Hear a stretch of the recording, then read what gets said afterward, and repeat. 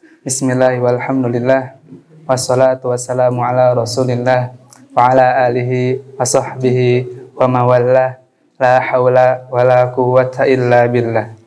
Allahumma antas salam wa minkas salam tabarakta ya zal jalali wal ikram. Asyhadu an la ilaha illallah wahdahu la syarikalah lahul mulku wa lahul hamdu wa huwa ala kulli syai'in qadir. Amma ba'd. Qala Allah Ta'ala fil Qur'anil Karim, a'udzu billahi minasyaitonir rajim. Ya ayyuhan nasu taqu rabbakumul ladzi khalaqakum min nafsin wahidah wa khalaqa minha zawjaha wa bassa minhuma rijalan katsiran wa nisaa'a wattaqullaha alladzi tasaaluna bihi wal arham innallaha kana 'alaikum raqiba. Alayya. Alhamdulillah, segala puji bagi Allah yang terus senantiasa mencurah limpahkan kepada kita nikmat yang begitu besar. Dan jikalau kita menghitung nikmat Allah, maka kita akan tidak dapat bisa menghitungnya. Wa in ta'uddu ni'matallahi la tuhsuha. Dan Allah berfirman dalam surat Ibrahim ayat 7, la in syakartum la azidannakum wa la in kafartum inna azabi lasyadid. Jikalau kamu bersyukur, maka akan aku tambahkan nikmat kepadamu, dan jikalau kamu kufur, sesungguhnya azabku sangatlah berat. Nah, insya Allah pada malam kali ini saya akan berusaha untuk menyampaikan kultum yang bertemakan strict parent. Nah, kultum kali ini adalah requestan dari teman saya ya. Jadi teman saya ini sedang mengalami ada masalah dengan orang tuanya. Nah, jadi yang saya tangkap dari cerita teman saya ini tuh, dia mengalami atau merasa terkekang dari orang tuanya. Jadi malam kali ini saya berusaha agar tidak memojokkan salah satu di antara dua peran yang sangat penting ini. Peran sebagai anak ataupun peran sebagai orang tua. Nah, teman-teman yang dirahmati Allah, ada sebabnya mengapa orang tua mengekang anaknya. Saya ibaratkan, saya bagaikan anak tuh bagaikan barang yang berharga. Jikalau barang berharga ini didiamkan, tergeletak di mana saja, maka barang berharga ini akan mudah cepat rusak. Begitupun sama dengan anak. Ketika orang tua membiarkan anaknya begitu saja, membebaskannya begitu saja, maka anak ini akan dirusak oleh pergaulan bebas, apalagi wanita ya, akan dirusak oleh segelintir orang-orang yang tidak bertanggung jawab. Nah, kita mengedepankan husnuzon kepada orang tua kita. Jadi mungkin orang tua kita tuh sedang mengamalkan surat At-Tahrim ayat 6 yang berbunyi, Peri, Masya Allah, gimana Fer? Ya ayyuhalladzina amanu ku anfusakum wa ahlikum naro. Wahai orang yang beriman, lindungilah dirimu dan keluargamu dari api neraka. Nah, jadi buat teman-teman yang merasa terkekang oleh orang tuanya, mungkin bisa jadi ya, orang tua kita tuh tidak berniat, tidak punya maksud untuk mengekang anaknya. Tapi itulah cara terbaik menurut mereka agar anaknya tidak terbawa oleh pergaulan bebas dan tidak dirusak oleh segelintir orang yang tidak bertanggung jawab. Nah, teman-teman yang dirahmati Allah, Allah berfirman, ini buat khusus buat para mamah dan para papa. Buat para mamah dan papa. Nah, Allah berfirman dalam surat At-Taghabun ayat 14. Allah berfirman, ya ayyuhalladzina amanu inna min azwajikum wa auladikum aduwwal lakum fahdharuhum wa in ta'fu wa tasfahu wa taghfiru fa innallaha ghafurur rahim. Jadi pada intinya ayat ini Allah menjelaskan bahwa istri dan anak bisa menjadi musuh. Nah, karena pembahasan malam kali ini antara anak dan orang tua, mungkin buat pembahasan istri bisa lebih yang mau nikah ya. Siapa bentar lagi mau nikah? Firman, halo Firman? Aduh, Firmannya nggak ada ya, yang bentar lagi nikah. Mungkin itu masalah istri bisa disampaikan oleh ahlinya, oleh Kang Firman ya.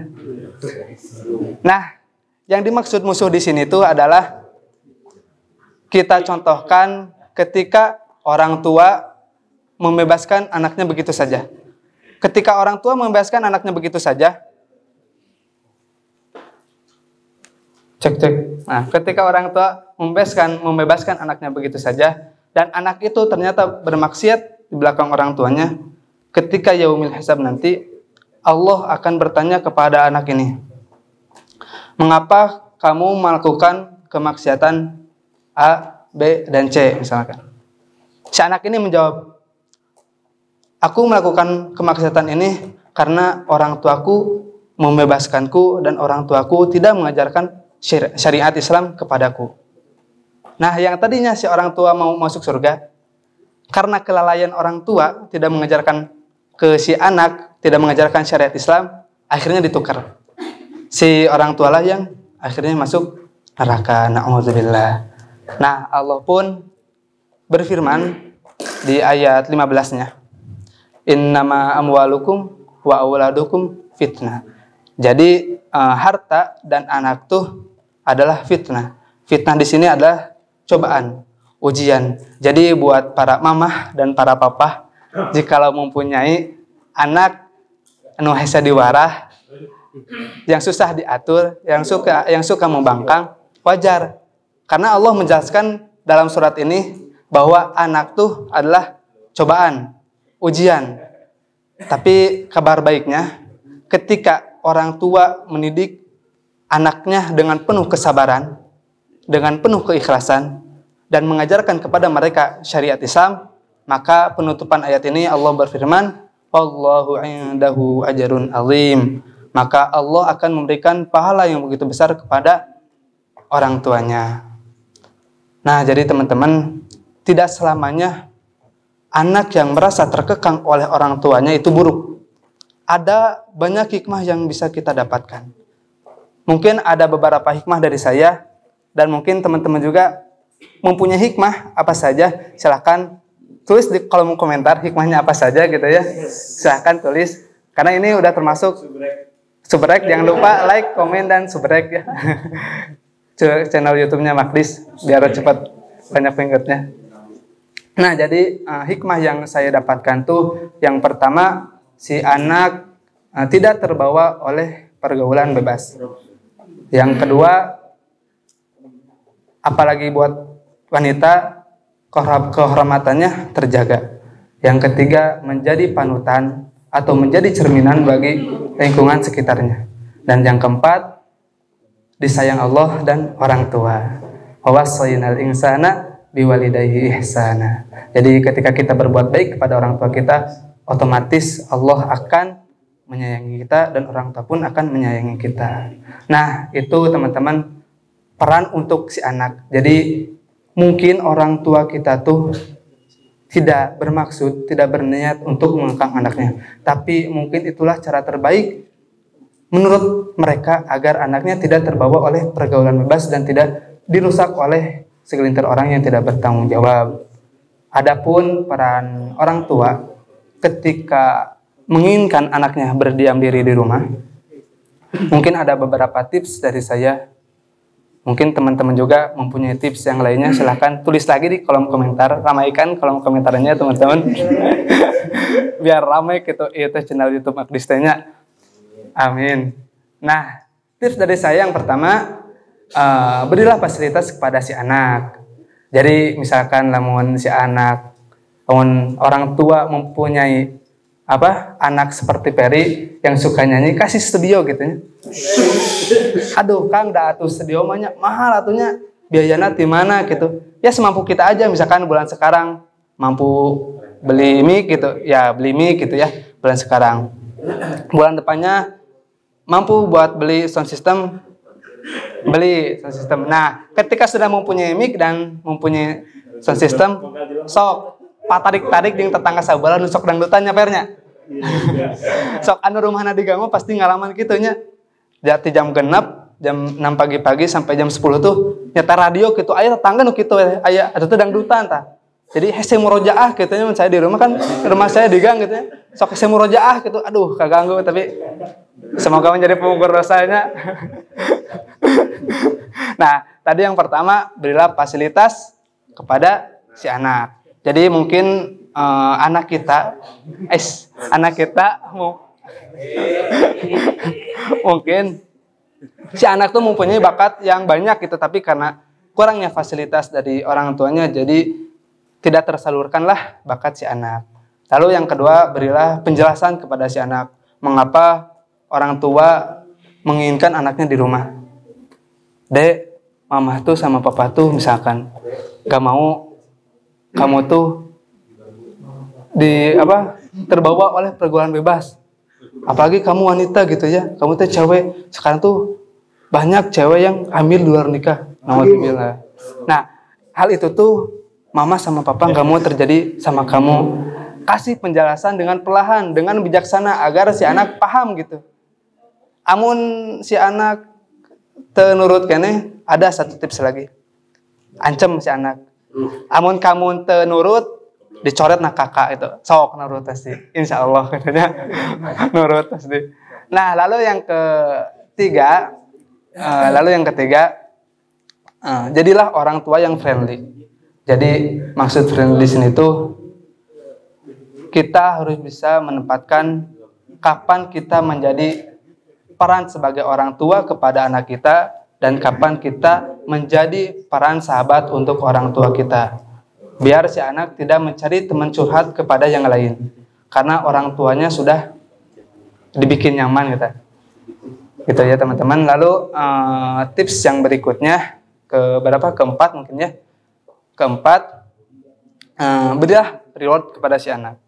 Jadi ketika misalkan anak ini masih sekolah, sok lamun kamu semester sekarang bisa masuk ke 5 besar atau bisa masuk 10 besar, nanti mama sama papa misalkan si anak itu lagi suka main sepeda-sepedahan gitu ya, sesepedahan. Mama sama papa kasih sepeda yang terbagus, terbaru, termahal buat kamu kalau kamu masuk 5 besar. Tapi catatan teman-teman, ketika anak ini tidak masuk ke 5 besar, tetap kasih hadiah. Tetap kasih hadiah karena gini teman-teman, tetap kasih hadiah karena tujuan kita tercapai. Tujuannya yang penting si anak berdiam diri di rumah. Jadi si anak juga ketika tidak mencapai 5 besar, terus dikasih hadiah sama orang tuanya. Jadi seolah-olah si anak tuh dihargai, tidak sia-sia perjuangan selama ini gitu ya. Gitu. Lalu yang tips berikutnya, ada kumpulan pekanan. Kayak misalkan Masya Allah Ustaz Saiful kan ada malam Jumat. Nah saya terinspirasi dari Ustaz Saiful. Jadi ketika nanti saya berumah tangga gitu ya, nah saya akan menyempatkan dalam 1 pekan itu khusus buat keluarga. Tidak bisa diganggu-gugat gitu. Karena menjalin komunikasi itu tuh sangat penting. Jadi tersalurkan komunikasi si anak dan orang tua. Ketika si anak mempunyai unek-unek, ada yang ngeganjal dari orang tuanya, bisa disampaikan di pekanan itu gitu ya. Jadi komunikasi antara orang tua dan anak tuh lancar gitu. Evaluasi lah seperti evaluasi lagi. Astagfirullah. Lalu yang tips berikutnya adalah ajak jalan-jalan si anak. Misalkan ada acara rutinan 2 bulan sekali atau 1 bulan sekali gitu ya jalan-jalan. Misalkan bulan sekarang jalan-jalannya ke Kawah Putih misalkan ya. Minggu bulan depannya misalkan nonton bioskop gitu ya. 1 keluarga misalkan. Bulan berikutnya bulan ketiganya umroh misalkan. Masya Allah. Aminnya jalan-jalan umroh gitu ya. Tanggungnya. Semoga dikasih rezeki we-nya. Amin. Nah, mungkin teman-teman cukup sekian dari saya.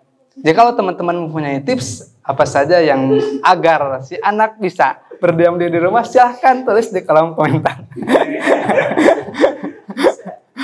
Nah teman-teman, jadi cukup sekian dari saya. Mohon maaf jika masih banyak kekurangan, karena ini perdana lagi, pertama kali saya kultum lagi setelah kemarin saya liburan tuh ya ikhwan.